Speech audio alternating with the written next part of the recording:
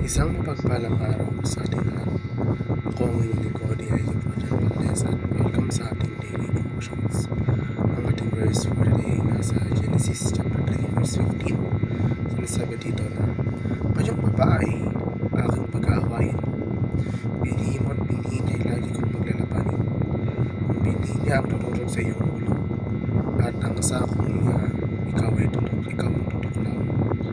Ang konsepto ng pagtubos, lalo na sa mga kontekstong teologiko, ay kadalasang nagsasangkot ng ideya ng pagpapanumbalik ng isang estado ng paraiso o pagiging perpekto na nawala o nasira.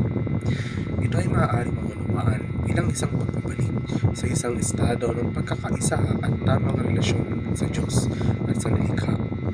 Ang pagtubos, lalo na sa kontekstong teologikal, ay kadalasang nagsisimula sa isang pangako ng pagpapalaya o pagpapanumbalik, karaniwang kasunod ng panahon ng pagkawala ng o kasalanan. Ang pangakong ito ay kadalasang nakatali sa isang konsepto ng tagumpay na nagpapahiwatig ng paglutas sa isang tunggalian o pakikibaka. Ang isang punto ng pagbabago patungo sa isang positibong hinaharap. Inaanyayahan tayo ng Diyos na maging bahagi ng kanyang misyon ng muling paglikha. Ang pagdadala ng pagpapanumbalik, tarungan at kapatawaran. Tayo ay dapat makiisa sa gawain ng paggawa ng mga bagay na bago upang maging isang buhay na tanda ng kung ano ang narating kapag ang drama ay kumpleto na. Kung mas ilulublob mo ang iyong sarili sa script ng drama ito, mas makakahanap ka ng sarili mong lugar sa kwento. Lumiko mula sa iyong muling gawain, kilalanin na si Jesus ang karapat-dapat na tagapamahala ng sanlibutan at pangakong sumunod sa Kanya at sumapi sa bayan ng Diyos. Maaaring maging magulo ang mga pagpili sa buhay, ngunit ipinigay sa atin ng Diyos ang Kanyang salita at ipinangako sa atin ang Kanyang Espiritu na gagabay sa atin sa daan. Ikaw ay likhang sining ng Diyos, nilikha upang gumawa ng mabuting gawa. Naway ang iyong buhay ay maging isang regalo ng kagandahang pagbalik sa Kanya.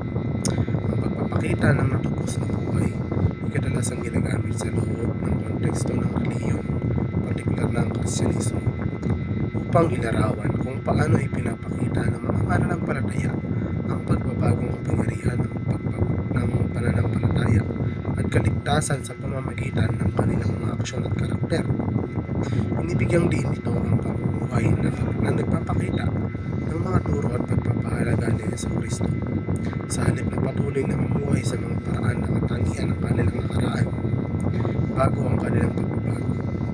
Ang pagbabahagi ng mga pagtubos na pag-ibig ng Diyos ay nangangahulugan ng pagpapalawak ng biyaya at pagpapatawad ng Diyos sa iba, tulad ng natanggap natin mula sa Diyos. Ito ay tungkol sa pamumuhay ng isang buhay ng pag-ibig, pakikiramay at paglilingkod na inuutsukan ng pasasalamat para sa kaligtasan. Kabilang dito ang pagpapakita ng kabaitan, pangunawa at kahandaang magpatawad na nagpapakita ng nakapagpapabagong kapangyarihan ng pagtubos ng pag-ibig.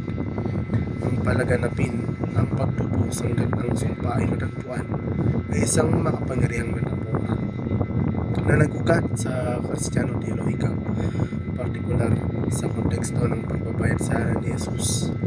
Ito ay mahalagang nangangahulugan na ang mga pagpapala at biyaya na inialay sa pamamagitan ng sakripisyo ni Kristo ay dapat umabot sa lahat ng apektado ng mga kahinatnan ng kasalanan at paghihimagsik laban sa Diyos.